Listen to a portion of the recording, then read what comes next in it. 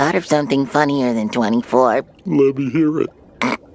25. Just take it from me, I'm just as free as Andy's daughter. It has been 25 years of this nautical creature. SpongeBob SquarePants needs no introduction. Steven Hillenburg created an absolute iconic masterpiece with this children's show that had stood the test of time itself. Just like any kid, I grew up with SpongeBob, and I know so much about it, from big details like all the most popular quotes to smaller details like his street address. We hang out from time to time, I'm gonna be honest. Today I'm gonna be ranking every theatrical SpongeBob film, and the Sandy Cheeks movie. So, quick story. I'm not going to spend a lot of time on the Sandy Cheeks movie because when it got leaked, I did a review of it and it got blocked. Anyways, let's start off with the first SpongeBob film. Who lives in a pineapple under the sea? SpongeBob SquarePants. I'm going to say one thing that will really put in perspective how much this movie means to me. I have seen this movie a total of 150 times or more, and I know every singular line. Every singular line. If I had a gun pointed to my head and they said to live,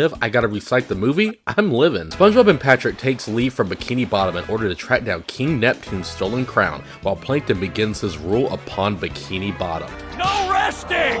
This monument celebrating my glory isn't gonna build itself! The SpongeBob movie, in my opinion, is the greatest piece of SpongeBob media, outside of the best episode, Band Geeks. It's the funniest, most heartfelt, has some of the best animation of the franchise, and is truly the most memorable SpongeBob thing to ever exist. As a kid, this movie was truly my best friend. It was a movie that I could count on when I was sick, in a bad mood, or just needed a quick laugh. This film came out 20 years ago, and years later, this film still holds up exceptionally well. I think if I had to point out just one negative about this movie, is I wish some of the side characters had slightly more to do, like Sandy. She's one of my favorite characters and only has one line. We paid $9 for this? I paid 10. But this is a small nitpick in the grand scheme of things. Plankton is truly one of the most jokey villains ever made. He is constantly a joke, but I think this movie is the only time you can really count him as a threat, which makes him even more credible as a sinister villain. It really feels like everything is at stake here in this movie as he rules Bikini Bottom. I mean, this man enslaves the entire town, including the most powerful member to society, Gary. And growing up was realizing that Scarlett Johansson actually voiced Mindy the Mermaid. Patrick really out here trying to get with Black Widow. Did you see my underwear? No, Patrick. Did you want to? Making a road trip movie is one of the hardest things to make, simply because when our heroes go on a destination, they will make stops along the way. Sometimes in this genre, the protagonist will go to a cool location that's memorable, or a place that will make you forget everything they went through on the journey. This is a road trip movie where every singular destination is memorable, from the two countrymen at the gas station, the thug tugboat, the grandma attached to this abomination, to the Now That We're Men song. Oh my god, this movie's too good. To David Hasselhoff, back to Bikini Bottom and Ocean Man's place. Jesus, this movie's just...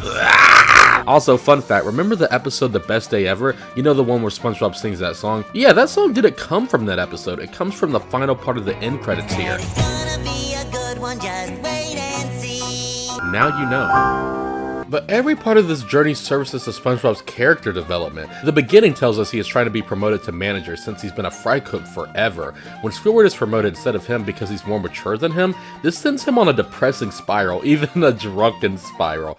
I've got something to say about Mr. Krabs. This whole mission to get the King's Crown is so he can prove everyone he's not a goofball, a dingling, a wingnut, a knucklehead McSpazatron. SpongeBob is such a likable goofball, and seeing him getting understandably discouraged makes him more sympathizable than he has ever been in the whole series. This movie has also, without a doubt, the saddest scene in Nickelodeon history.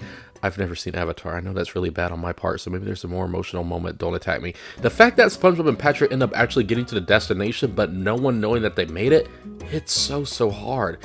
Then they sing the same song that truly identifies their childlike nature as they slowly pass. It's so beautiful, and I'm just gonna say it. As I wrote this part of the script, I teared up thinking about it. I mean, this movie just truly defined my childhood. I have such a deep connection to this film. It's personal, like we're intertwined. No matter what the final episode of SpongeBob is when it airs, in my headcanon, this is the true finale. It was intended as the finale from the start anyway, and wow, what a bang it would have gone out on. This movie truly feels like a natural end to the overall series, and this movie's message is truly unique and so simple, yet profound. That message being that no matter how old you are, no matter how many mature things you do in life, there's that same kid inside, which is really cathartic. This message truly symbolizes with anyone who loves this show. Think about it. We watched this hilarious show as kids, and yet while we're adults paying bills, clocking in for work, going through college, deep down inside, we occasionally think of the show we watched as a small child, to the point where everyone who's an adult still constantly quotes SpongeBob and his nautical friends. We may be getting older every day, every passing minute, but despite that, that same kid still lives inside, and that's okay. I've been through a lot in the past 6 days, 5 minutes, 27.5 seconds. And if I've learned anything during that time, it's that you are who you are. No amount of mermaid magic or managerial promotion or some other third thing can make me anything more than what I really am inside. A kid.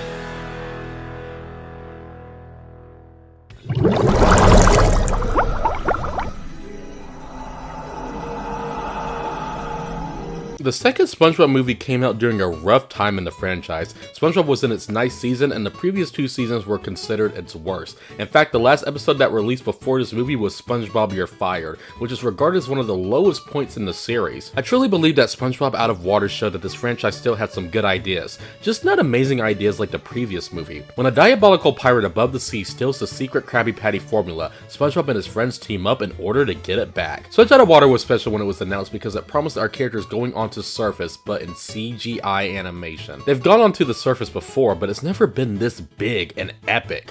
Oh man, what shenanigans will they end up in with this new game changer? Having this whole CGI thing be in the final 20 minutes, sure.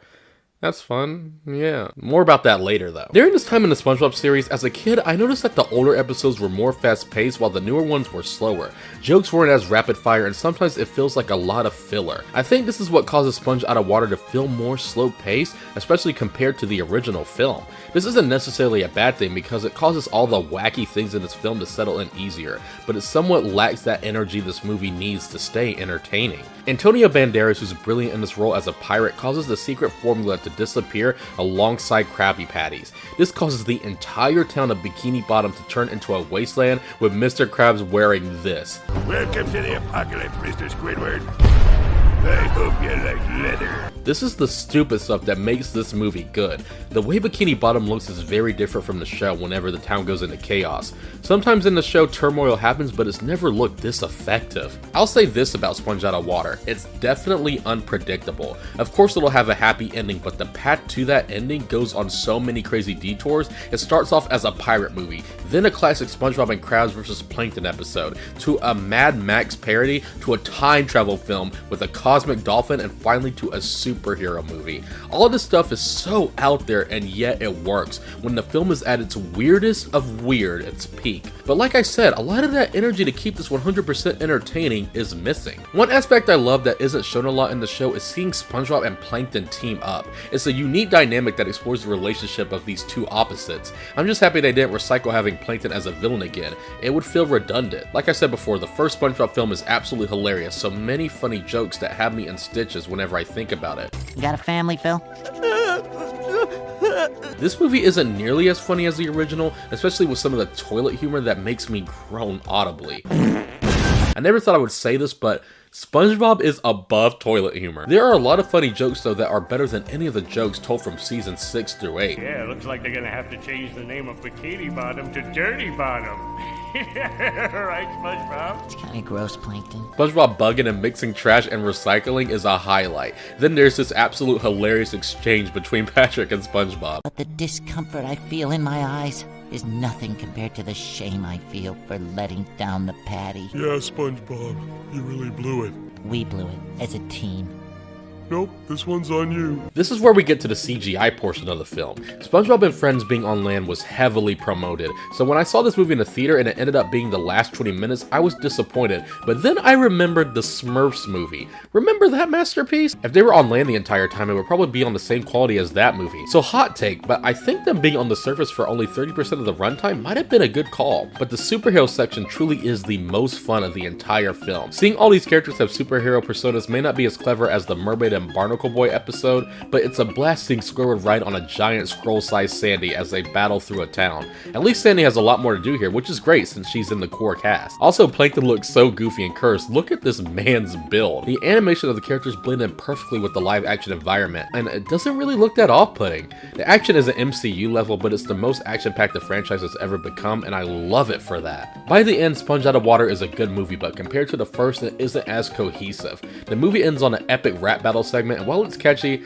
I personally think it'll date the film. However, I like that it's followed by the end credits where Squidward does his dance from Culture Shock. A little interpretive dance. Yeah, here we go now.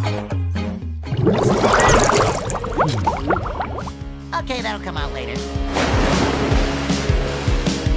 The most interesting thing about these movies is the evolution of its animation. We went from 2D to a movie with 2D with CGI segments to now a SpongeBob film that's fully 3D animated, and my god, this is the most visually stunning SpongeBob film to date. I was skeptical when I heard the entire film would be CGI. It translates so well from 2D to 3D though. It feels stylized and the framework makes it feel like a classic SpongeBob animation, despite it being animated differently. Keanu Reeves plays a huge part in the movie, and that's a treat. Aquafina is a robot, and she actually isn't annoying and got a few laughs from me, which is shocking. Don't go anywhere. Go anywhere. It is my pleasure to serve your fire. But this movie sucks though. One of the best episodes of the show is one that came out after SpongeBob's prime.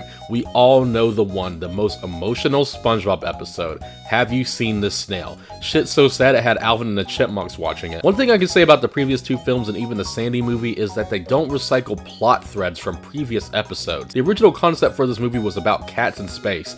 I'm not making this up, it's worth a Google. But instead we have this plot. After SpongeBob's beloved pet snail Gary is snail napped, he and Patrick embark on an epic adventure to the lost city of Atlantic City to bring Gary home. Another one where we have to rescue Gary. We already have an emotional episode and now we have this.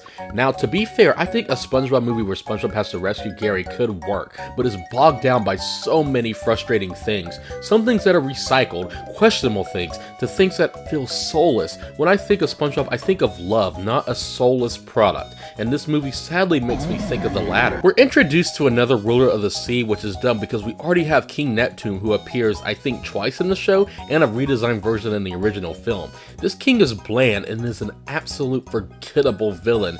Then there's a dream sequence where we meet Keanu Reeves. It's to show that SpongeBob has courage that is given to him by a symbol. This dream sequence is about 10 minutes long with Snoop Dogg and all. Then later in the movie it's revealed that the courage symbol doesn't even matter, so not only is this whole sequence not funny, it's just not necessary. There is no way in hell it gets worse.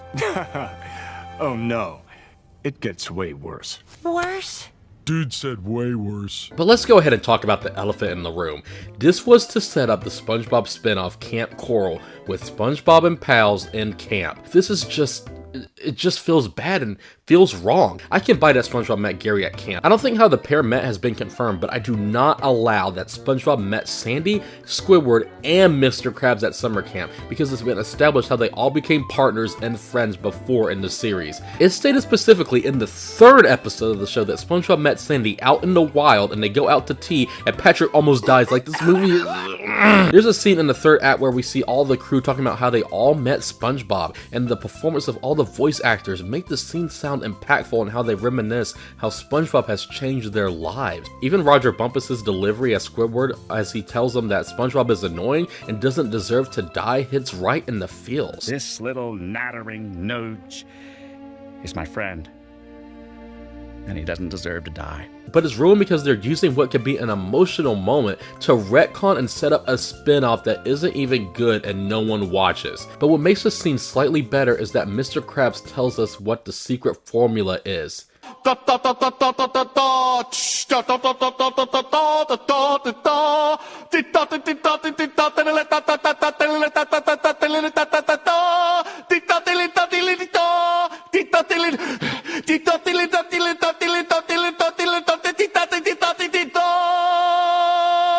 real secret formula is sitting right here. SpongeBob SquarePants.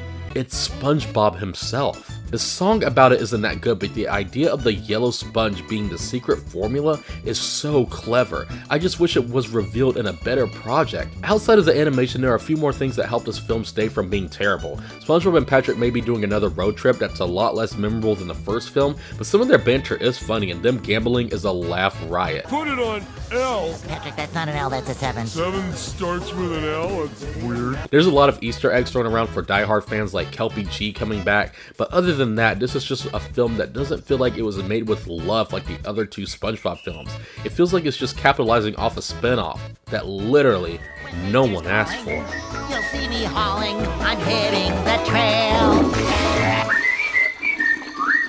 So I would go into detail about the Sandy Cheeks movie, but Paramount may block this entire video. I don't need any more problems with studios and YouTube. Like that time I got demonetized. Y'all remember that, YouTube? Remember that, YouTube? Remember when you demonetized me, you pieces of— When the Sandy Cheeks movie comes out, I'll either re-release my original review or go deeper into the problems with the film. Either way, you guys will get a full review of the movie, but what you need to know is Sponge on the Run is like a stale chip that's been left out for 3 days. The Sandy Cheeks movie is a stale chip that's been left out for a week. My point being is it's somehow worse than the third film. I know this segment is underwhelming, but hey, I don't want to get into any more trouble. Overall, all the SpongeBob films are 50-50 in quality. The first one, however, is truly one of the greatest achievements in the world of TV turned movies. I love how with Star Wars it's hard to rank all the movies, but with SpongeBob movies it's easy to rank them best to worst. You just gotta go chronologically in order, they get worse every time. But the new SpongeBob movie in 2025 will have the original 1999 crew come back to write the film, so it might actually be really great. Maybe the show isn't as good as the classic seasons right now, but the fact that it's still running to create happiness for a new audience is incredible. I wish I could personally thank Steven Hillenburg for creating this lovable Sponge and his cast of friends that have given us so much light in this dark world. It's so crazy to think that the show has been on for 25 years now, and that could truly make anyone feel old. But give that original movie a watch again and let yourself relate to that message that even though we're getting older, we have this show to look on to that will give us childhood-like joy we miss from time to time.